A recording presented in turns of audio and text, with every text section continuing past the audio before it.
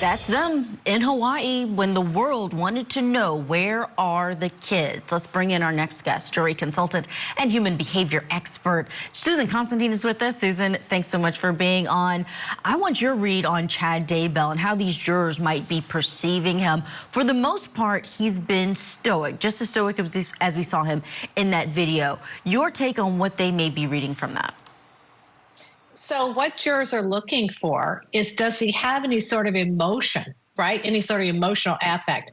He's very fastidious. When we see him sitting in the chair, he doesn't move much, right? So he kind of stays within his own little frame and doesn't move or shift too much. Shows that he's very fastidious.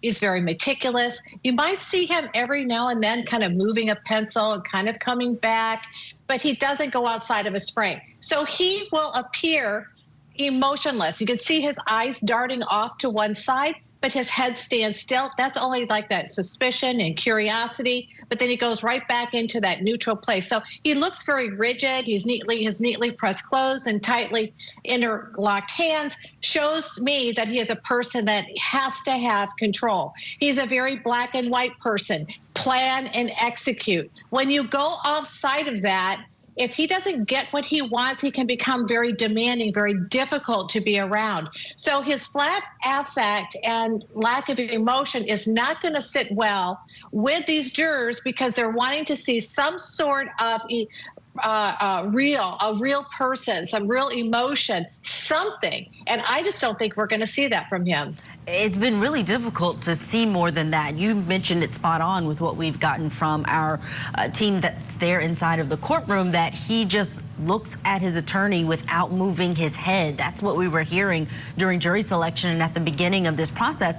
But we did hear in the last couple of days from our correspondents there in the courtroom that when he's hearing the details about the digging up of the remains of these victims, the finding of their flesh and bones, that he was shaking some when he was hearing that and maybe seeming to have some emotion. Of course, these jurors are reacting emotionally too.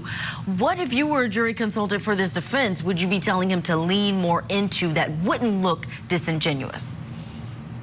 Well, you don't coach a witness how to respond. What you do is you teach them by letting them see their own demeanor and ask them what they see and how other people would perceive that. They then adjust. But the shaking obviously is anxiety, it's fear. When you are in a hyper elevated state, it's going to leak out somewhere, and those shivers and so forth. That's not the same as someone that's feeling sad or remorseful or concerned. He's more concerned about that they are showing this, and that's creating this fear response that's leaking out through the shivering. I wonder if this is one of the few times he's had to face this kind of evidence because he's been behind bars. Susan, I do want to play a soundbite from a call that he made to a friend after his first wife, Tammy's death. Take a listen. My own children were there. They testified that Tammy had been getting weaker and sick, and I begged her to go to the doctor. Her heart was failing her. She was physically falling apart, but she hates doctors, and she just passed away.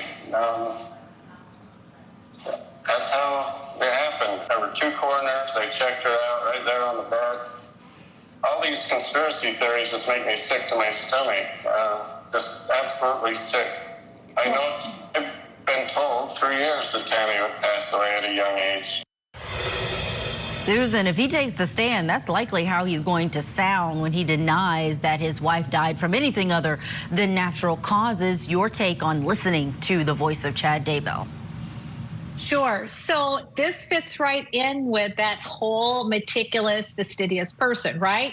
His voice is also very flattened and no flat modulation. There's no movement or emotion in his words. You don't hear any rhythm or pace, nothing. And do you feel it? That's the other thing is when he says that, does it move you to feel empathy? And if it doesn't, it's constructed. It's not real, because real emotions will affect other people and they will feel the same emotion. The other thing that I noticed is he never mentioned anywhere in there that I was so concerned about my wife, I took her to the doctor. I went with her. It was none of that. What he's doing, he's setting up all of these plethora of things that were happening. And at the very end, they said, well, we already knew she was going to die anyway. The doctors told us that she was going to at some point. Well, I got to tell you, I don't think that's going to go well over a lot of women that are in there, especially that are on this jury. No, for sure. For years, he believed that she was going to be dying at a young age. It just boggles the mind. Susan Constantine, behavior expert, thank you so much for your analysis. I know we have to say goodbye to you, but don't go anywhere. Still to come on Opening Statements, a new development in the Ruby Franke child abuse case.